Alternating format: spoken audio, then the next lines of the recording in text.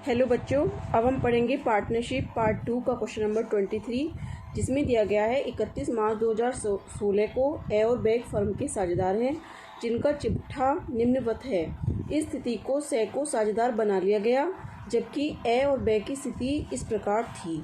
तो देखिए, ए की कैपिटल दे रखी है 10,000, बी की कैपिटल 8,000, क्रेडिटर्स 12,000, जनरल रिजर्व 16,000 और कर्मचारी क्षतिपूर्ति कोष। तो यानी इसका हम क्या बनाएंगे,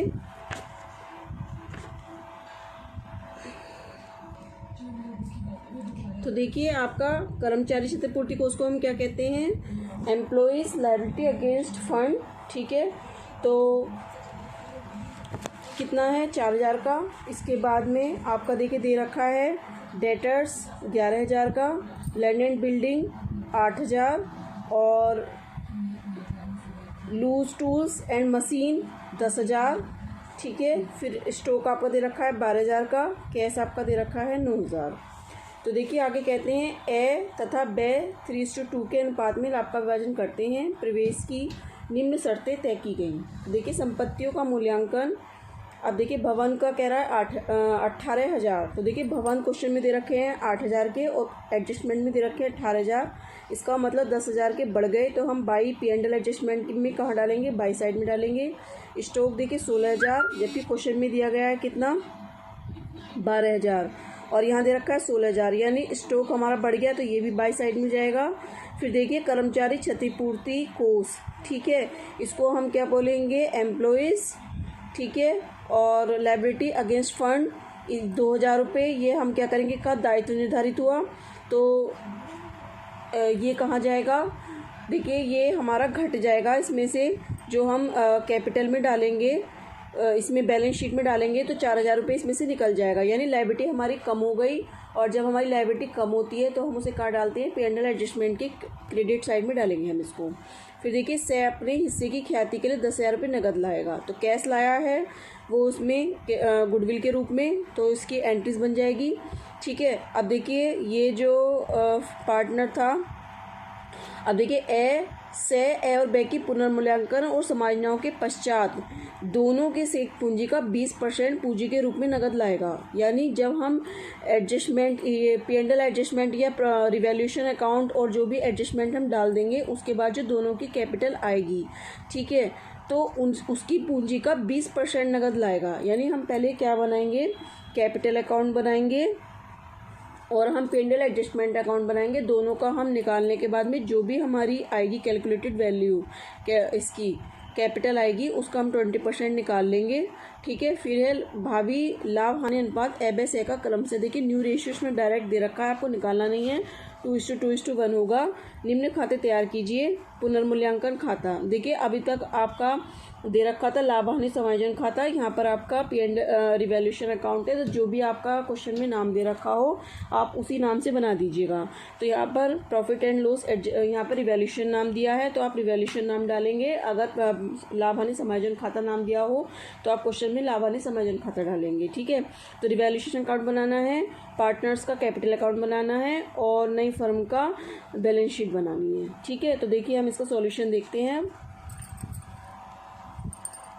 रिवैल्यूएशन अकाउंट बनाएंगे, तो रिवैल्यूएशन अकाउंट हमने सबसे पहले हम क्या लिख देंगे, ऊपर लिख दिया हमने रिवैल्यूएशन अकाउंट। रिवैल्यूएशन अकाउंट हमने इसलिए लिखा है क्योंकि क्वेश्चन में कह रखा है कि पुनर्मूल्यांकन खाता बनाइए। अगर कुछ ना कह रखा होता तो हम P&L एडजस्टमेंट भी लिख सकते थे, लेकिन उसमें लिखा है कि पुनर्मूल्यांकन खाता बनाइए, तो हमने इसलिए इसका नाम डाला है P&L एडजस्टमेंट अकाउंट। तो हमने यहाँ डाल दिया P&L एडजस्टमेंट अकाउंट।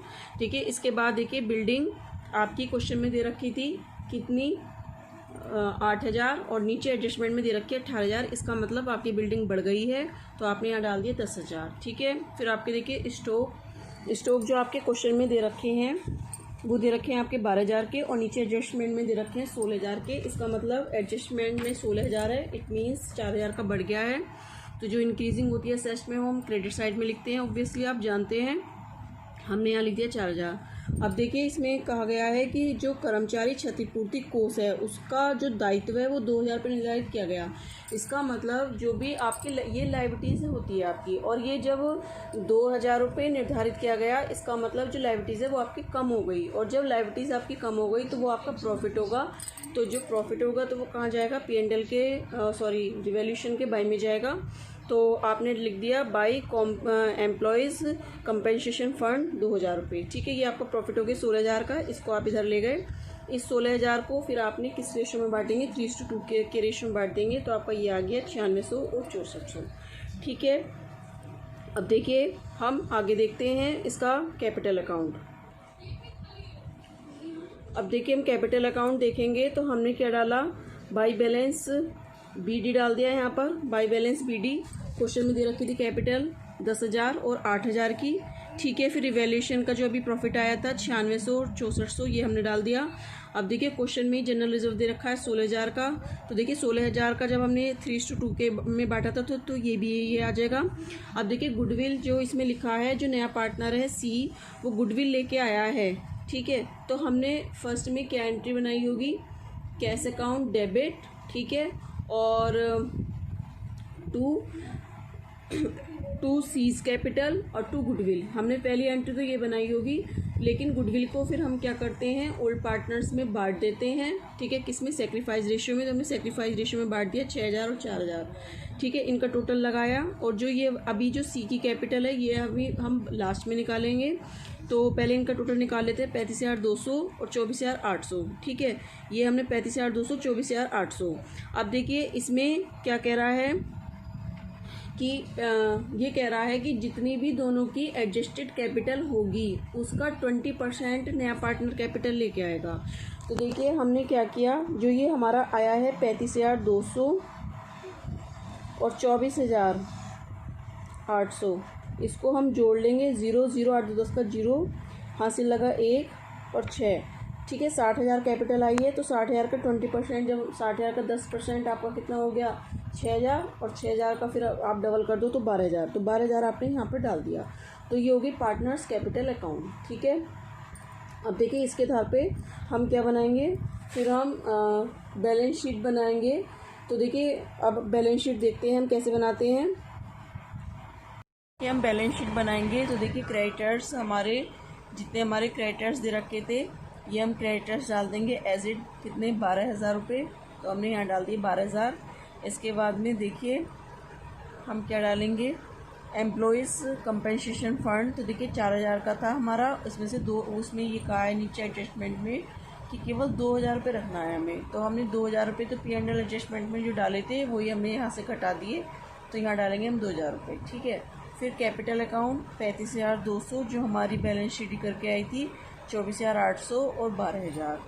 तो देखिए ये वाली कैपिटल आपकी कितनी हो गई 72,000, क्योंकि 35,200 और 24,800 तो कितने हो गए 35,200 और 36, और यानी ये 72,000। तो ये हो गए 72 में 12 दो जोड़ी 14, 72,000 और 2 ये वाले 2 74,000, 74,000 और 12,000 कितने हो गए 86,000 आपका ये टोटल आ गया। ठीक है, इसके बाद देखिए कैश जो आपका आया था वो 9,000 रुपये तो क्वेश्चन में दे रखा है, और जो C लेकर आया था कैपिटल 12,000 रुपये।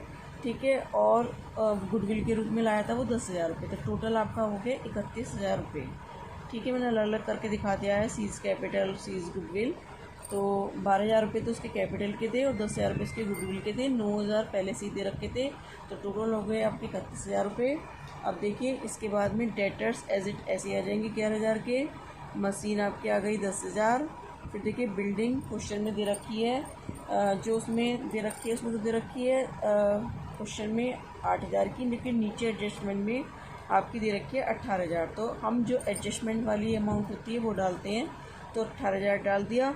अब देखिए ऊपर जो क्वेश्चन में स्टॉक दिया गया है आपका 4,000 का, सॉरी 12,000 का, और नीचे एडजस्टमेंट में दिया है 16,000 का। तो हमें 16,000 का डालना है। ठीक है, 16,000 हमने डाल दिया ये। तो आपका इधर का टोटल आप जोड़ेंगे तो ये भी आपका 86,000 आएगा। तो देखिए इस प्रकार आपके दोनों टोटल मिल गए हैं, और इससे रिलेटेड आपको कोई भी प्रॉब्लम हो तो आप मुझसे कमेंट करके पूछ सकते हैं। Thank you.